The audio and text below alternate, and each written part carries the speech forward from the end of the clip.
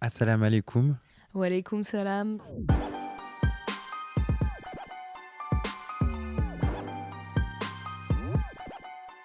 Bonjour Alphonse.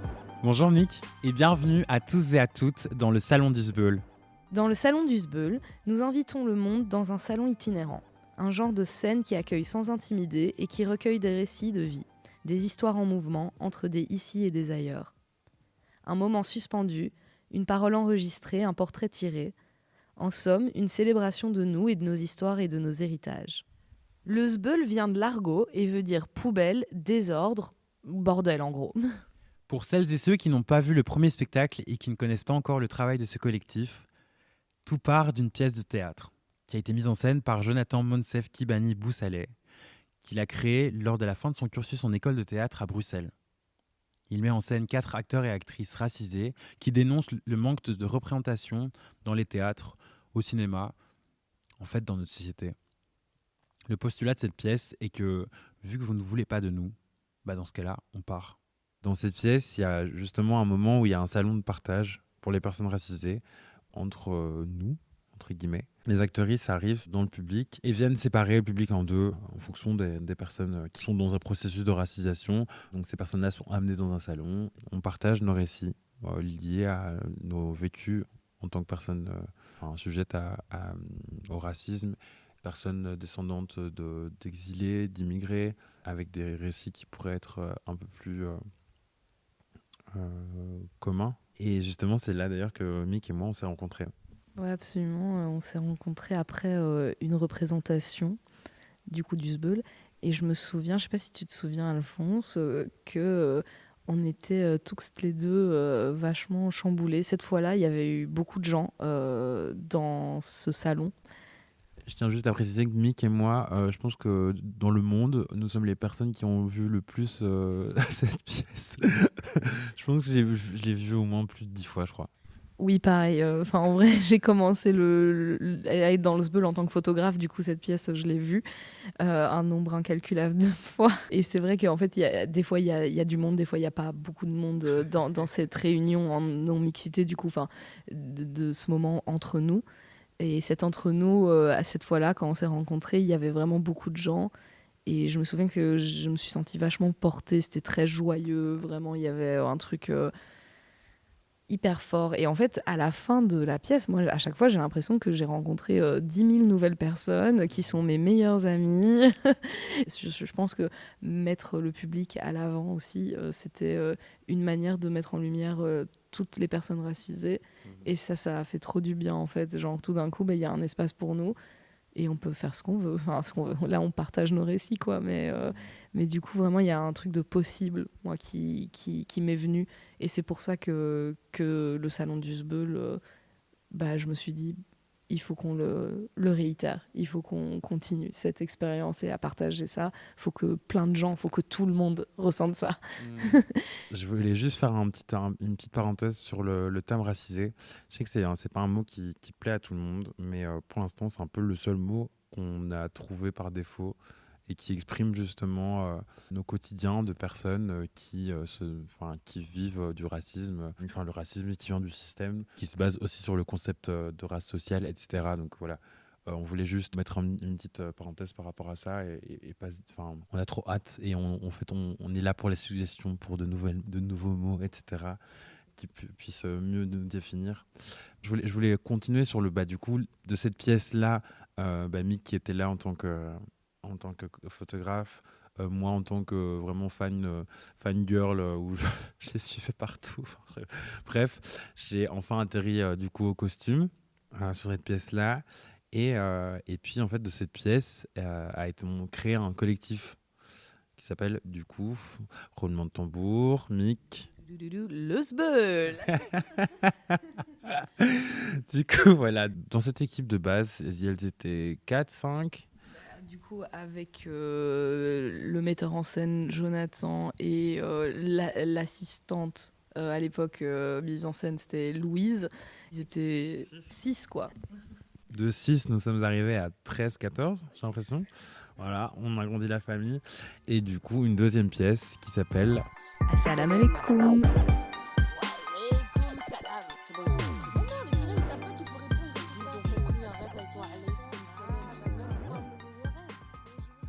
Et nous nous retrouvons exactement en ce moment dans les gradins de la salle du théâtre du Rideau, qui se trouve rue Goffard, tout près de Matongué, vraiment à côté de Matongué. Et on est en face de la scéno de cette nouvelle pièce, dont la première aura lieu ce soir.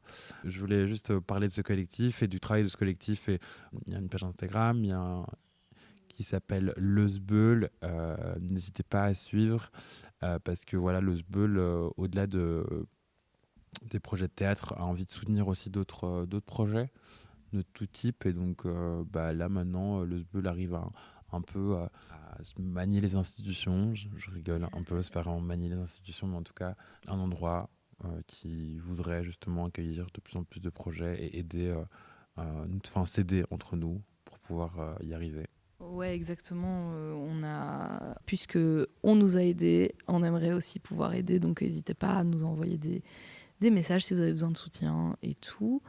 Et surtout aussi, du coup, avec le salon du Sbeul, l'idée ce serait de vraiment pouvoir faire partage avec tout le monde.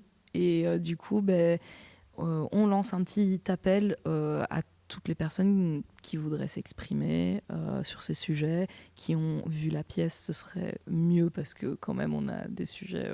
Et même si vous n'avez pas vu la pièce, C'est vrai, tout le monde. Pardon, Alphonse. juste le fait de respirer. Ouais, non, t'as raison. Du coup, donc n'importe quelle personne qui voudrait s'exprimer, on va réitérer du coup le salon du Sbeul et on va faire des petites interviews, un petit podcast comme ça. On peut partager nos histoires et du coup, envoyez-nous des messages sur notre Insta ou sur notre boîte mail que vous trouverez sur notre Insta aussi.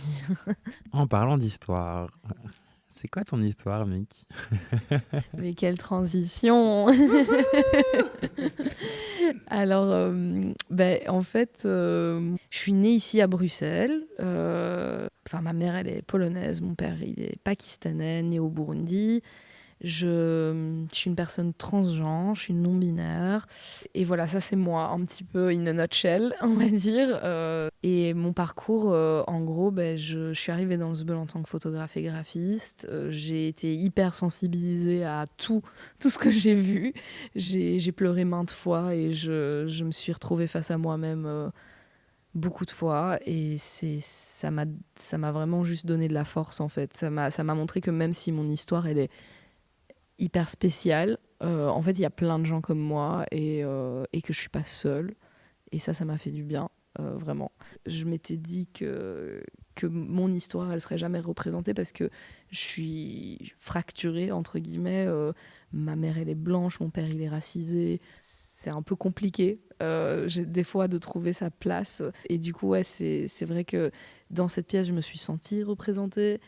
Et en plus, j'ai senti que j'avais une place, en fait, dans la pièce. Et puis aussi, créer les choses différemment, montrer qu'en fait, on peut être subventionné et faire les choses comme on veut. Ça a été aussi un hyper gros boost pour moi dans ma vie. Et maintenant, de faire partie du projet Assalamu alaikum, c'est aussi une fierté parce que je me raconte et je suis une personne qui est hyper timide. Et franchement, je pensais jamais que personne serait intéressé par mon histoire. Et finalement, je vois que les personnes qui ont vu, elles sont assez, je sais pas, touchées par mon histoire. Et du coup, je me dis, ce que le Sbeul il m'a procuré, je peux le procurer aux autres. Et ça fait trop plaisir. Avant de faire partie du Sbeul, moi, j'ai toujours été... j'étais hyper honteux de mes racines. Enfin, vu qu'on m'a dit, quand j'étais plus jeune, que j'avais de la chance de passer pour pas racisée. C'est chaud, ouais. Mais donc, on me disait que j'ai plus de chance que mon frère, parce que mon frère, il est beaucoup plus bronzé que moi, on va dire. Et donc, par exemple, je pourrais être espagnole ou italien. Ouais, super. Enfin bref, du coup, j'étais vraiment à cet endroit-là de gêne, de honte. Et du coup, je pouvais pas me raconter et je pouvais pas m'ouvrir. Et je pense que, du coup, il y a une partie de moi qui a fait que je pouvais pas me rencontrer moi-même. Du coup, les personnes pouvaient vraiment me rencontrer. Je sais pas, en fait, doucement, mais non, à 30 ans, je commence à tomber amoureux de moi-même. Et c'est trop chouette. Voilà. Donc sur cette super belle note, je vais te demander sans transition, Alphonse, c'est quoi ton histoire à toi? Bah, du coup, je m'appelle Alphonse. Mon nom de famille, le nom de famille de mon père, c'est Eklou. Le nom de famille de ma mère, c'est Ewantegui. Du coup, mon père est togolais, ma mère est rwandaise. Et je suis né en Biélorussie. Moi, je suis arrivé quand j'avais 1 an et 8 mois en Belgique. Donc, du coup, Bruxelles, c'est la seule chose que je connais. J'ai grandi ici en tant que personne noire. Et très vite, du coup, mes parents, pendant toutes leurs études, subi le racisme. Donc, du coup, m'ont élevé en sachant tout ça. Donc, m'ont élevé très vite dans un truc où Alphonse, fais attention, le racisme ça existe, etc., etc. Sauf que bien sûr, moi on me l'a dit très très très tôt. Et du coup, j'étais cette personne noire dans un milieu blanc. Et donc en fait, je voulais pas avoir cette couleur, je voulais pas l'assumer. Donc du coup, genre, je ne voulais pas écouter mes parents. Donc je voulais leur faire comprendre qu'en fait, moi j'avais les mêmes chances que mes amis, alors que c'était pas du tout le cas. Et donc du coup, j'étais très fort pendant tout un temps en contradiction avec mes parents par rapport à ces questions-là. Et je voulais pas du tout voir le racisme, etc. En tout cas, vraiment, je l'intégrais dans le très fond de moi. Je ne sais pas par où il est passé, mais voilà. Et finalement, oui, il y a un jour, on se réveille, quoi. On se réveille, on se dit, ah waouh. Ok, d'accord. Ah, c'est comme ça. Et donc, du coup, t'es en mode, ok, donc ça, c'est ma vie. Ça, c'est ce que j'ai décidé d'accepter dans ma vie. Et puis à un moment, tu prends tes conclusions et tu te dis, en fait, j'ai plus envie. J'ai plus envie et ça a plus se passer comme ça. C'est ce qui se passe depuis quelques années là maintenant. Et ça se passe via le SBEUL, ça se passe via d'autres collectifs, ça se passe via d'autres pièces, ça se passe via plein de choses qui moi m'animent et qui font que je reprends possession de moi, de mes origines, de mes cultures, des cultures de mes parents, de cette transmission qui s'est très mal opéré. Et je parle pas de mes parents quand je dis ça, je parle justement de la société dans laquelle on est, qui ne veut pas que notre transmission autre qu'occidentale se fasse. Et donc voilà, moi c'est une des raisons pour lesquelles je suis arrivé dans le Jbeul, c'est que quand j'ai vu cette pièce, du coup, parce que j'étais dans la même école que Jonathan. Au tout début, je me suis senti hyper mal à l'aise quand on a dit les personnes racisées, vous pouvez venir avec nous, etc.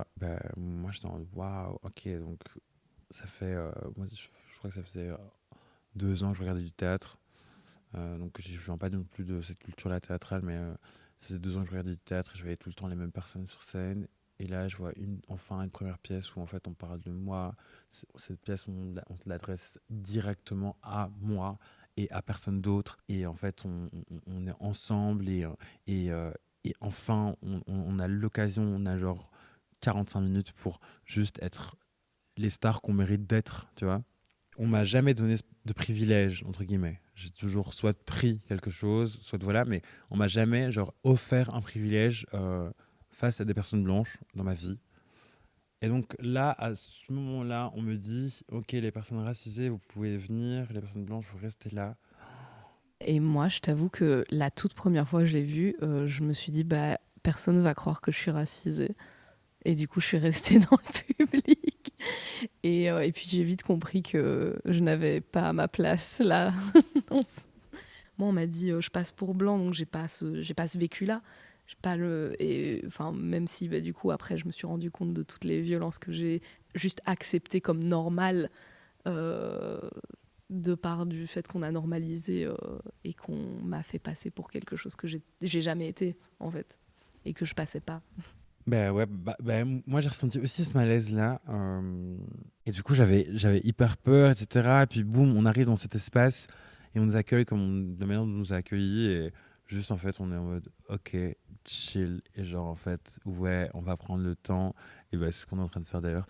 On va prendre le temps et on va juste se regarder dans les yeux. On va juste parler, papoter. Et en fait, on va se donner du love. Parce qu'on a besoin de love, parce qu'on est en tout cas, la plupart, et ce on s'expliquait aussi, c'est qu'on est tous et toutes un peu cassés, que nos parents le sont, que nos grands-parents le sont. Et voilà, c'est des manières de trouver des solutions, des nouvelles solutions, c'est de refaire communauté, de recréer le dialogue. Mais ouais, à fond. Moi, j'ai ressenti les mêmes choses que toi. Est-ce que ça a permis de reconnecter avec tes pays, avec peut-être tes langues, peut-être tu vois, tes ancêtres, etc. etc. Dis-moi. Pour la pièce Salam Alaikum, on a dû travailler à partir de nous. Et en fait, c'est vrai que moi, vu que mon père, il est décédé quand j'avais 17 ans, et puis en plus, mes parents, ils ont divorcé quand j'avais 3 ans, du coup, je les ai pas vraiment vus ensemble. J'allais chez mon père enfin, un week-end sur deux. Du coup, c'est vrai que j'ai plus baigné dans l'histoire de ma maman. Et pourtant, c'est pas sur ça que j'ai travaillé, parce que ce que je voulais raconter, c'est comment je vis le racisme aussi, de manière systémique. Et en fait, le truc, c'est que ça m'a amené à reconnecter à mes origines, mais surtout du côté pakistanais. Et en fait, c'est là que j'ai découvert qu'en fait, oui, mon père, il a des origines pakistanaises, mais en fait, ses grands-parents, à lui, ils viennent d'Inde, et encore avant, on venait d'Iran, en fait. Et du coup, j'ai encore une histoire encore plus chelou que ce que je croyais. Et du coup, ça m'a aussi permis de reconnecter avec une partie de la famille avec laquelle j'avais pas de lien. Après, c'est des personnes super religieuses et tout, donc il y a peut-être un point où moi je suis un petit peu effrayée d'imposer mon identité à une communauté que je redécouvre que maintenant. Et j'adorerais apprendre les langues que mon père parlait. Il parlait 10 000 langues différentes, ourdou, lingala, et plein d'autres langues que honnêtement je connais pas bien. Donc, mais voilà, après ça m'a pas reconnecté directement. C'est quelque chose pour le futur.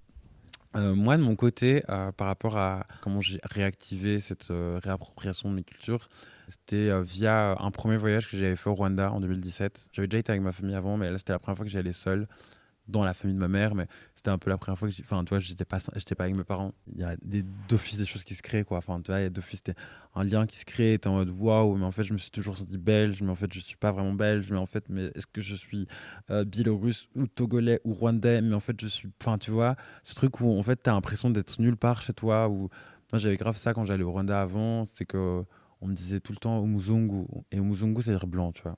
Et pourtant, je suis très noir. Enfin, je suis noir, quoi. Enfin, genre, ici, je suis considéré comme noir et là-bas, je suis considéré comme blanc. Et je t'en mais en fait, je suis où? Enfin, tu vois, genre. J'ai exactement la même histoire, c'est juste que nous, en Pologne, mon frère et moi, on nous appelait du coup les Noirs. Et nous, ne pas comprendre pourquoi on était différents à cet endroit-là, alors qu'en Belgique, les gens sont blancs, on nous appelait pas comme ça ici.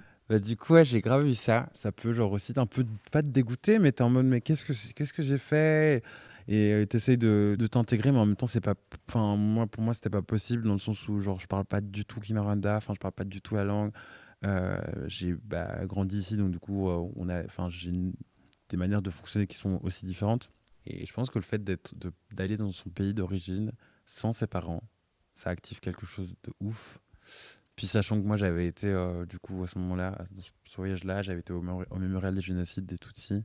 Et du coup, j'ai appris enfin la vraie histoire et pas celle qu'on m'a racontée à l'école. Enfin, c'est trop ouf de partir d'un moment de sa vie où tu criais à la Belgique. Enfin bref, j'ai pas envie de dire que je suis nationaliste, etc. Mais juste, je criais à l'Occident et j'avais peur de mes cultures. Et là maintenant d'être en mode, ok, même si je parle toujours pas la langue, et j'espère qu'un jour, ce sera le cas. En tout cas, je me sens plus comme un étranger ou une étrangère dans mon propre pays. Et est-ce que tu vois ta vie, est-ce qu'il y a eu un avant-après et comment cet après se décline du coup? Ouais, à fond, il y a vraiment eu un avant et un après. Maintenant, je suis dans l'après. C'est pour ça que je le vois. Et je pense que ça se décline vraiment au je m'en foutisme général que j'arrive à avoir maintenant face à certaines situations. Enfin, non, j'en ai plus quelque chose à foutre, mais ça me touche plus comme avant. J'ai l'impression que cette pièce et surtout ce moment, c'est devenu, tu vois, l'art japonais de recoller les trucs cassés avec une colle très visible pour montrer la beauté en fait des choses cassées aussi. Et ben, j'ai l'impression que le monde entier c'était une cargaison de bols, que tout est tombé, tout est cassé. En fait, on a tous besoin de cette colle.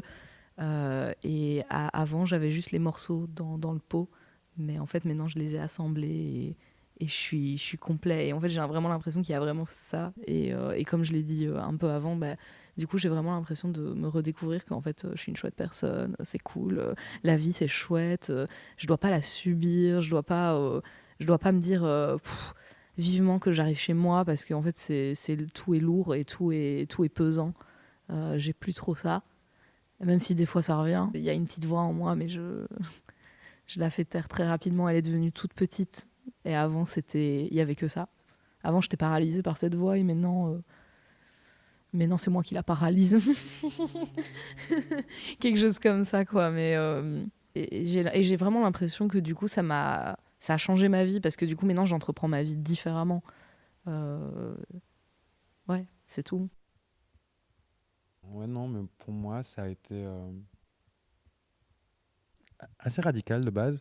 Et puis je pense que le fait de voir ce genre de pièces et du coup de pouvoir créer enfin recréer communauté, etc., a apaisé cette radicalité et m'a aligné avec ce que je pensais et ce que je ressentais. Avant, tout était très dans la tête.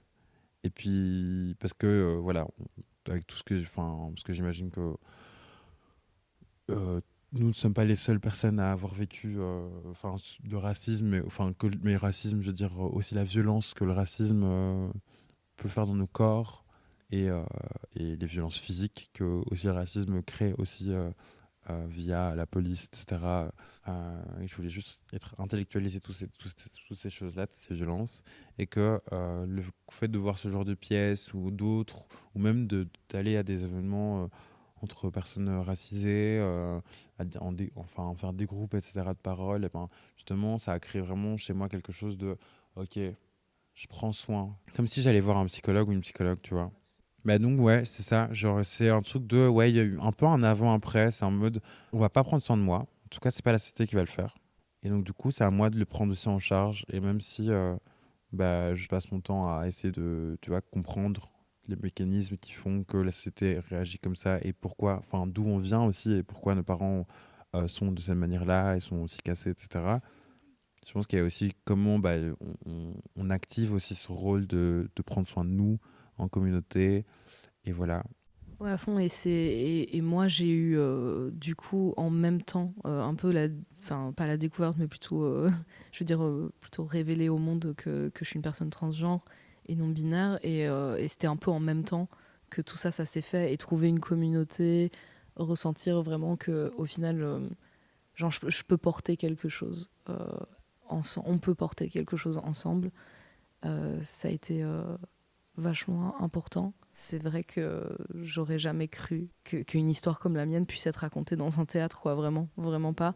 Et je pense que ça me donne beaucoup de confiance, beaucoup de légitimité, chose que je manque énormément de. Et je pense que beaucoup, beaucoup de gens manquent de ça.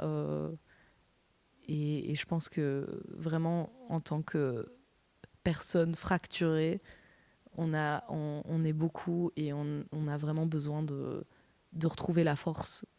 Parce que moi, en grandissant, j'ai pas eu ça.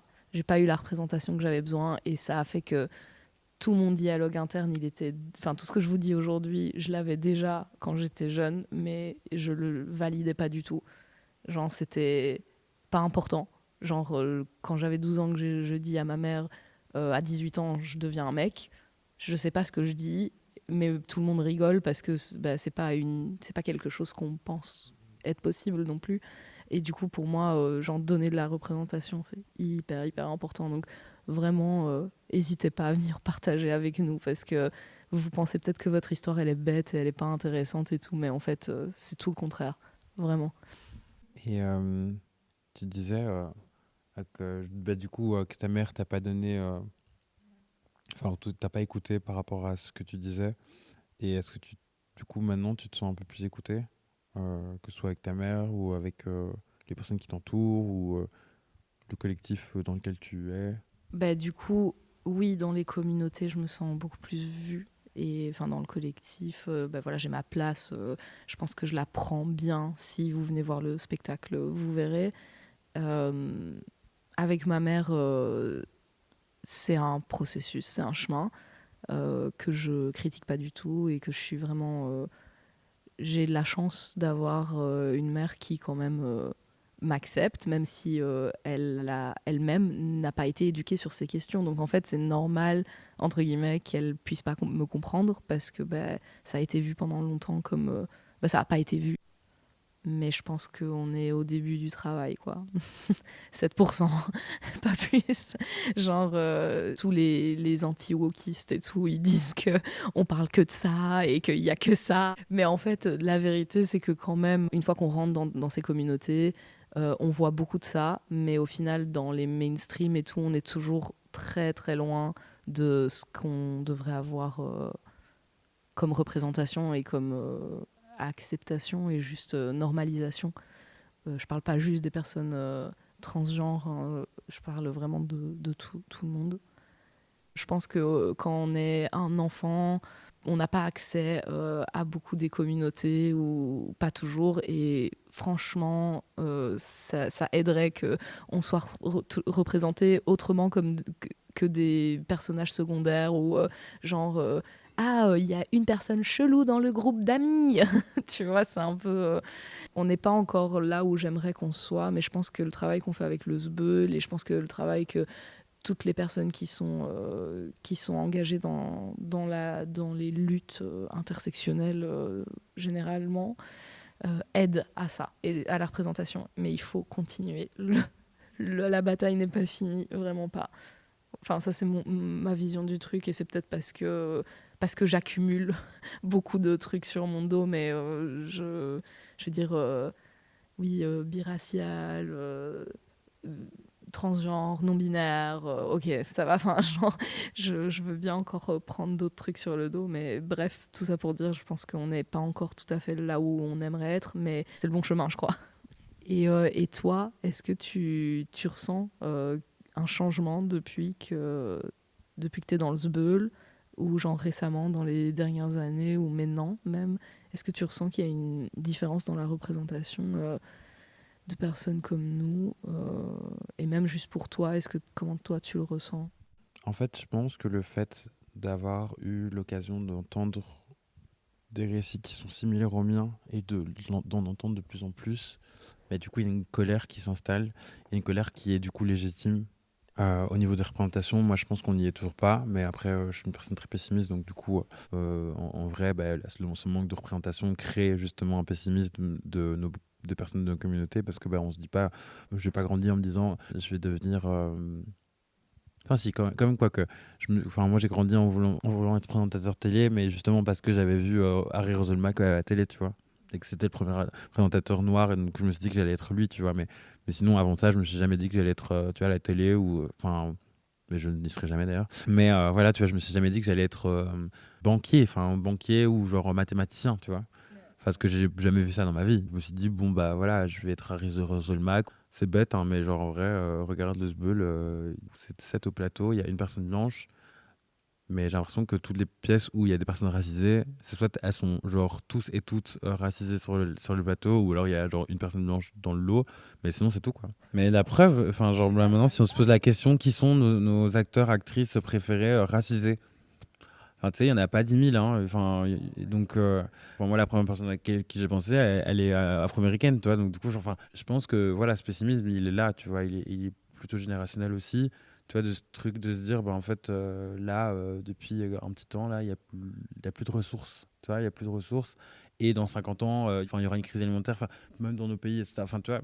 Donc, j'ai l'impression que ces questions de pessimisme, on est matrixé par ça. Mais par contre, moi, ce que j'ai envie de dire, c'est que ce pessimisme est là, mais par contre, il ne nous empêche pas.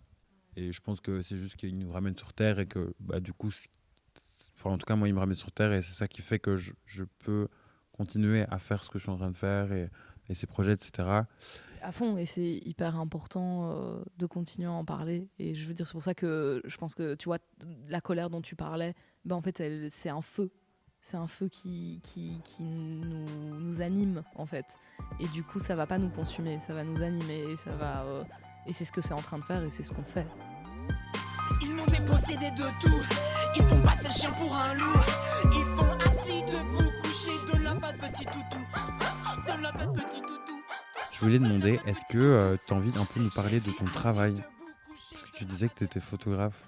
Du coup, j'ai un peu envie de savoir, pour essayer de ramener un peu plus de lumière. Ouais, du coup, je suis photographe, je suis artiste aussi, plasticien. Je fais un peu de tout, en fait. Et maintenant, du théâtre. Je suis multi-casquette, je fais du graphisme. C'est moi qui fais le logo du Sbeul. Je suis un être qui se développe artistiquement, on va dire. Et donc, dans toutes les branches, enfin, pas tout, je fais pas tout, évidemment, mais je traite de ce que je veux, généralement de mes sentiments et de moi et de transformation. Ça, c'est un petit peu mon travail. Voilà, vous pouvez me retrouver sur mon Insta qui sera dans la description de cet épisode. Et toi, Alphonse, il me semble que tu fais plein d'autres choses sur le côté aussi. C'est drôle, on a des personnes qui viennent de plusieurs endroits qui font plein de trucs différents. Alors, moi, je sais jamais trop comment me définir. Bon, en gros, avant, je faisais du mannequinat, donc voilà. Et le mannequinat m'a amené vers la performance. Et de la performance, je suis arrivé à la mise en scène. Et donc, du coup, j'ai étudié la mise en scène. Et après, du coup, voilà, je fais de la mise en scène et de la performance. Et je crée aussi mon solo en ce moment. C'est un solo qui parle comment dire ? Qui parle de trauma transgénérationnel et de mémoire invisible. Autour de mon oncle, qui s'appelait Alphonse, et qui a été assassiné pendant le génocide des Tutsis en 94 au Rwanda. Et donc, du coup, j'espère que vous avez fait le lien. Alphonse, mon oncle, Alphonse, moi. Ce qui donne ce solo qui s'appelle Reste. C'est une invitation aussi. C'est aussi une invitation à un rituel avec des personnes qui ont vécu et qui sont héritières de ces genres d'histoires. Ces histoires, voilà, je dis les personnes héritières d'histoires colonisées. Ce travail est en cours. Il y a... Si vous suivez un peu les infos sur Insta, il y a une petite date qui arrive bientôt et encore plus après. Et moi, mon Insta, c'est Eclou, Eklouu. Mais voilà, donc je crée ce solo-là et je travaille sur d'autres pièces en tant qu'interprète ou à l'assistanat. Et voilà, on est là. J'ai oublié de dire que je fais du drag aussi, et donc si vous voulez me voir sur scène dans un autre dispositif complètement, avec une autre tête, vous pouvez me suivre sur mon Insta worlds, WORLDS.atlas, comme un atlas de classe. Moi, je pense qu'avant de partir, avant de se quitter, on avait envie de prendre un moment pour... donner notre soutien en tant que nous deux, Mick et Alphonse, et aussi le Sbeul de manière générale, aux familles des victimes du tremblement de terre qui s'est passé au Maroc la semaine passée. Et donc voilà, on voulait envoyer notre soutien et toutes nos énergies pour ces temps qui sont plus que compliqués. Et on aimerait aussi apporter notre soutien à Mathis et à sa famille, ses proches. Voilà, je vais vraiment pas en dire plus là-dessus. Je veux juste apporter notre soutien. Voilà, c'est un peu le premier épisode de ce projet qui va prendre de l'envergure et qui va s'installer. Vous pouvez nous retrouver toujours sur Instagram, donc le Sbeul, et l'adresse email s'y trouve aussi. Les épisodes vont être diffusés sur YouTube via la page du Sbeul encore et relié par la page de Rideau. Et merci pour cette écoute. Merci Mick. Merci Alphonse, merci à vous de nous avoir écoutés et on se voit la semaine prochaine avec une première interview et un épisode 2 du coup. Merci, au revoir. Au revoir. C'est le gouvernement qui décide. Soit tu restes ici, soit tu décèdes. Et tu restes ici et tu décèdes. Mais quoi que tu fasses, tu décèdes. Mais quoi que tu fasses, tu décèdes. Y a rien à faire,